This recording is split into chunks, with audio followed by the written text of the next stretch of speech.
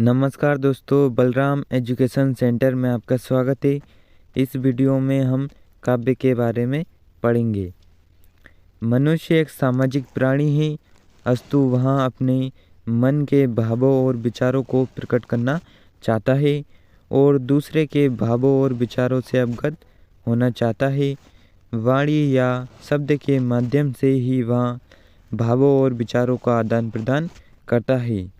यही वाणी वार्ता, शास्त्र, काव्य या साहित्य के माध्यम से व्यक्त होती है। जिसमें ज्ञान विज्ञान की प्रधानता हो उसे शास्त्र कहते हैं और जिसमें भाव या प्रभाव की प्रधानता हो उसे काव्य या साहित्य कहा जाता है। दूसरे शब्दों में समस्त भाव प्रधान साहित्य को काव्य कहते हैं। विद्वानों ने काव्य के विभिन्न लक्षण बताए हैं, जैसे आचार्य विश्वनाथ के अनुसार रसयुक्त वाक्य ही काव्य है। वाक्यम रसात्मकम काव्यम। पंडित जगन्नाथ के अनुसार रमणीय अर्थ के प्रतिपादक धर्म को काव्य कहते हैं। रमणीयार्थ प्रतिपादका शब्दा काव्यम। आचार्य रामचंद्र शुक्ल के अनुसार काव्य की परिभाषा, जिस प्रकार आत्मा की मुक्तावस्था ज्ञान दशा कहलाती है, उसी प्रकार हृदय की मुक्तावस्था रस दशा कहलाती है। हृदय की इसी मुक्ति की साधना के लिए मनुष्य की वाणी जो शब्द विधान करती आई है उसे कविता कहते हैं। जयशंकर प्रसाद ने काव्य को आत्मा की संकल्पनात्मक अनुभूति कहा है। सभी विद्वानों के निष्कर्षानुसार भाषा के माध्यम से सौंदर्यानुभूति की अभिव्यक्ति काव्य है। काव्य के भेद। काव्य के बाह्य रूप के आधार पर दो भेद किए जाते हैं, पद्य काव्य और दूसरा गद्य काव्य। पद्य काव्य में छंद अथवा नियमित लय का प्रयोग किसी न किसी रूप में अनिवार्य रूप से किया जाता है, किंतु गद्य काव्य में उसका प्रयोग नहीं किया जाता है।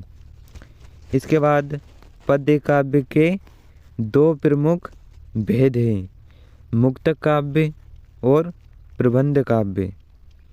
मुक्तक काव्य। मुक्तक काव्य में प्रत्येक छंद अपने आप में स्वतंत्र और पूर्ण रहता है। इसमें पूर्वापर संबंध नहीं रहता, अतः छंदों या गीत का क्रम बदल देने पर भाव स्पष्ट करने में असुविधा नहीं होती। सामान्यतः इसके अंतर्गत गीत, कविता, दोहा, पद आदि आते हैं। सूर, मीरा, बिहारी, रहीम जैसे कवियों के गेय पद मुक्तक काव्य के उदाहरण हैं। इसके बाद प्रबंध काव्य। प्रबंध काव्य में अनेक छंद किसी एक कथासूत्र में पिरोए हुए रहते हैं। छंदों के क्रम को बदला नहीं जा सकता। प्रबंध काव्य विस्तृत होता है, उसमें जीवन की विभिन्न झांकियाँ रहती है। इसमें किसी व्यक्ति के जीवन चरित्र का वर्णन होता है। प्रबंध काव्य के दो उपभेद होते हैं, महाकाव्य और खंडकाव्य। महाकाव्य।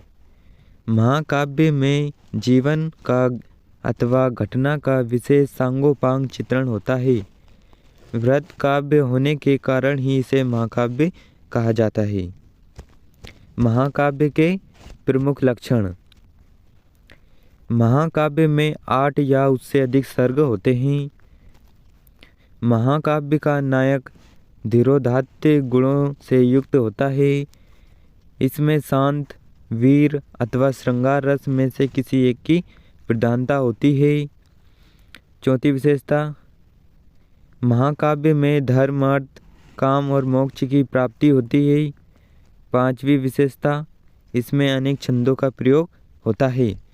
प्रमुख महाकाव्य है, जैसे उदाहरण रामचरितमानस, गोस्वामी तुलसीदास, इन्होंने इसकी रचना की है। साकेत मैथिली शरण गुप्त द्वारा रचित है। कामायनी जयशंकर प्रसाद, पद्मावत मलिक मोहम्मद जायसी, उर्वशी रामधारी सिंह दिनकर, पृथ्वीराज रासो, चंद्रवरदाई आदि ये महाकाव्य के उदाहरण हैं। दोस्तों, रामचरितमानस में 7 सर्ग होने पर भी इसे महाकाव्य के अंतर्गत रखा गया है। खंड काव्य। खंड काव्य में नायक के जीवन की किसी एक घटना अथवा हृदय स्पर्शी अंश का पूर्णता के साथ अंकन किया जाता है। खंड काव्य के प्रमुख लक्षण हैं, जैसे पहला, खंड काव्य में मानव के किसी एक पक्ष का चित्रण होता है। दूसरा, इसमें एक ही छंद का प्रयोग होता है। तीसरा, कथा वस्तु पौराणिक या ऐतिहासिक विषयों पर आधारित होती है। चौथा, श्रृंगार व करुण रस प्रदान होता है। पांचवा, इसका उद्देश्य महान होना अनिवार्य नहीं है। प्रमुख खंड काव्य है जैसे पंचवटी जयद्रथवध मैथिली शरण गुप्त द्वारा रचित है। इसके बाद में सुदामा चरित, नरोत्तम दास, हल्दीघाटी, श्याम नारायण पांडे ने हल्दीघाटी नामक खंड काव्य की रचना की है। ये खंड काव्य के उदाहरण हैं। दोस्तों, इस वीडियो में हमने काव्य के बारे में पढ़ा। दोस्तों, वीडियो को लाइक करें, अपने दोस्तों के साथ शेयर करें और चैनल को सब्सक्राइब जरूर करें। धन्यवाद।